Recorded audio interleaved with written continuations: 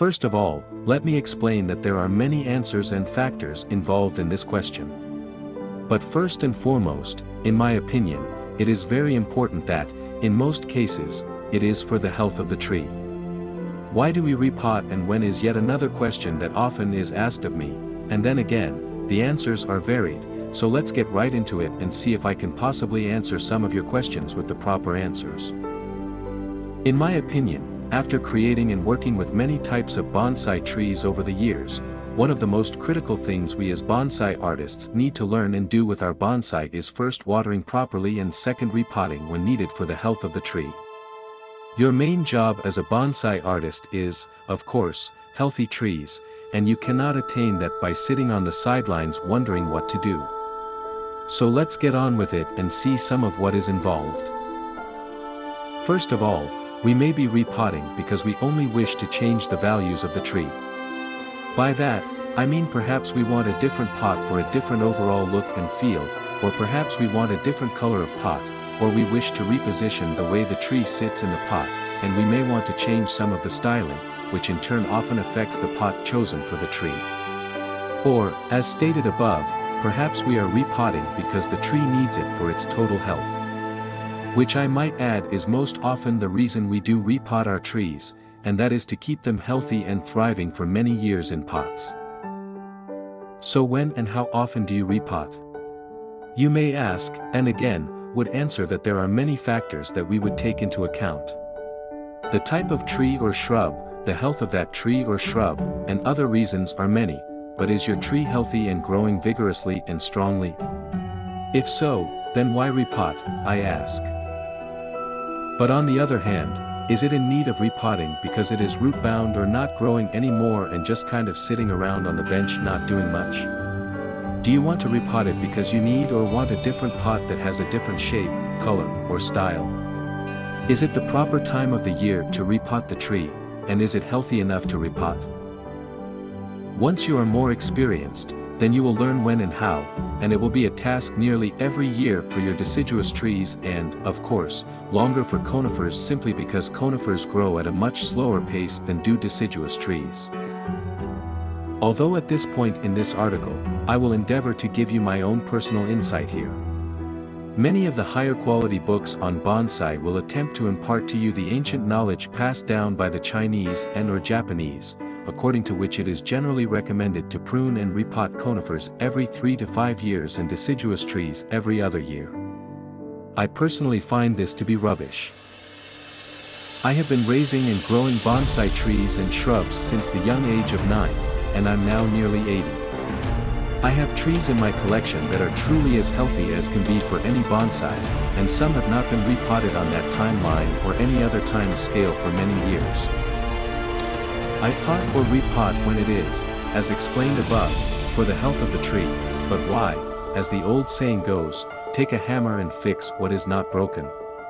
Simply put, as far as I can tell, it is a matter of your choice and the way you may or may not have been taught. You, as a bonsai grower or caretaker, must learn about your trees, their needs, and, if I might say, the wants of every tree, as their species are all different other than a huge class they might belong to. Some need little attention and can grow on healthy and fine for many years without being totally fussed over or touched at all other than to water and fertilize.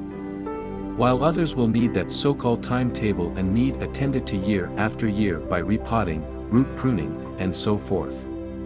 So I would tell you, if you're going to grow bonsai for your own personal enjoyment or for resale, learn the needs of each species of tree or shrub, the class it resides in, and what it requires to grow vigorous and healthy. To put it simply, do your homework. The internet is full of information on nearly any species of plant and shrub.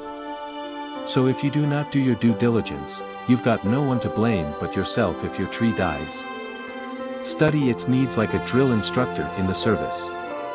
To know about any given species, and you will be off to a very good running start. There are so many yet other total factors that I could touch on here in this article, but I fear that for the sake of bonsai in general, you would after all become totally bored, so I'm trying only to hit on the real reasons. It would be fair to say here that most deciduous trees should be repotted in the very early spring, or when you, as the owner, can first see signs of buds beginning to swell and close to opening into leaves. So when we see that swelling of the buds, it is a good time to repot if the tree needs it and is healthy enough to stand the shock of repotting, and it most definitely is a shock. In point of fact, please kind of consider repotting to that of major surgery on yourself. It is a critical thing, must be carried out in a good, clean manner and in satisfactory time, and by that, I mean you should be prepared and have at least some knowledge of what to do. You should not be fumbling around looking for a tool that you should have had at hand right from the start, or you should not be letting the exposed roots dry out because you do not have a spray bottle with water at hand to keep them misted and wet while working. Of course, there are a lot of other factors involved, and I will do my best to explain them, but if you are a beginner or unsure of what to do, it is always best to learn as much as you can beforehand to prepare yourself, or you can just take a class from an experienced person who can guide you through the process. In the end, nothing beats practical experience when it comes to knowledge acquisition. Now conifers can and will wait until further into the spring to repot. So my rule is to repot my deciduous first and conifers second, unless totally needed sooner for the health of the tree. We, as the surgeons, must be prepared and ready in advance. We need to have all necessary tools ready, cleaned, and a new pot selected and prepared if we are indeed going to use a different pot. If you are going to use the same pot the tree was already in, then it is slightly different, but still, all tools and materials should be prepared in advance. You would not take a patient into the operating room and not be prepared. What are the tools needed for the task at hand? At this point, keep in mind that this is just my method and that others may choose a different approach. I will also be the first to tell you that opinions are like clothes, most people have some and or wear them, but opinions on how they should be dressed can actually differ. So it is up to you to decide.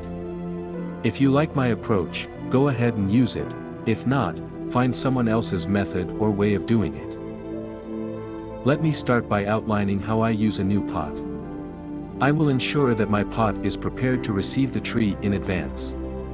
The pot can have any number of shapes and styles, but it must always have a minimum of one large drain hole and possibly more, along with a few smaller holes for adding wire tie-downs. It is worth mentioning that pots with a single main drain hole are the hardest to use. Because they are so common, you will always find a lot of them in nurseries. Since the method for creating and tying in screening and tie-down wires varies slightly for this kind of pot, I personally try to stay away from them if there are other options.